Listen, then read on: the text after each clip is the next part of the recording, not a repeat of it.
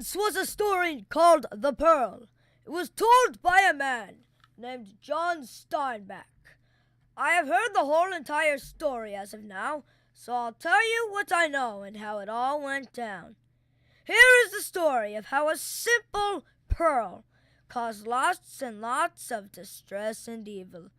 There are a few characters named Coyotito, the infantile infant baby, Kino, the dad, Juana, the mommy, and Juan Tomas, which is apparently Kino's brother. They live in La Paz, Mexico. In approximately 1900, there are 3 classes of people in this town. In the high class, we have large landowners, military people, priests, and many more. In the middle class, we have mixed Spanish people. Finally, in the lower class, we have the Indians. The Indians believe in multiple gods. The Mexicans believe in one god. Now, here's a whole summary of what I've read of this story. In Chapter 1, Coyotito screamed in pain from being stung by a scorpion. He started swelling on his shoulder and his eyes. His eyes rested in big flesh hammocks. That's not good. Juana put her lips on the puncture, but that only did little. Then Kino and Juana went to the doctor, only for him to refuse. All because he doesn't like little Indians. Wow, what a wanton person. In Chapter 2, Kino and Juana go on a canoe. Kino's canoe is very important to him because, first, it was his grandfather's. Then, it was his father's. Now, it is his. Kino and Juana dive into the water, and Kino hears a song. The beat is his heart, bum bum bum, losing a bit of oxygen. The melody is the sound of the water and the little scuttling crabs and fish. He saw the whole disgusting process of how an oyster makes a pearl. He thought it was the most beautiful pearl in the world. It was as perfect as the moon. Oh, I think I just turned into a cow. Help! In Chapter 3, the doctor came to visit Kino and Juana. After Kino gets a pill from him, Juana thinks of him as a saint. But it turns out that the pill will make Coyotito sick in an hour.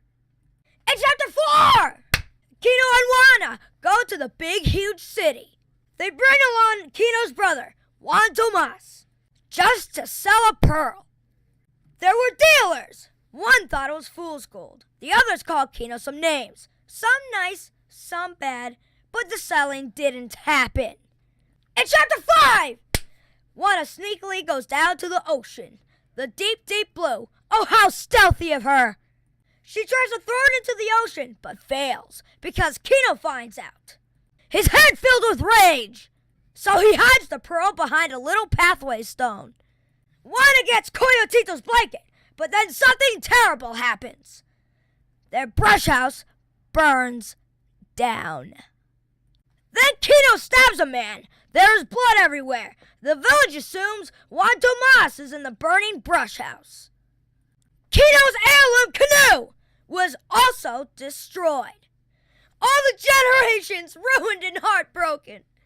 Juan Tomas concluded that all this evil must have been caused by that glob-forsaken pearl. In Chapter 6, the ending is here. The end is nigh, for this is the last chapter. Kino and Juana walk in the desert. They stop by a sandbank. They try their darndest to keep Coyotito hydrated, but then they see something horrific. 2 watchers, one on horseback, the other 2 on foot. One of them had a rifle. Coyotito is then placed in the cave, and then a cry is heard. Maybe it's a coyote, or maybe it's a pup, but it turns out it was something horrific. Again! Coyotito was accidentally shot in the head. Juana had nothing but dried blood in her bag. Coyotito kicked the bucket. It was an unfortunate and scary scene. Rest in peace, Coyotito. And after that Kino threw that ulcerous, disgusting, gangrenous pearl with all his might and strength. It went back into the ocean where it belongs. Then it was eaten by a sea creature, and thus the pearl was gone like that, in a flash. This video was made possible by John Steinbeck, the king of descriptive details. The Internet! Google Docs. I'm loving it. Blue! Nessie microphone. Sony Vegas Movie Studio HD Platinum 11.0. The English language. Thanks a lot, Webster. YouTube.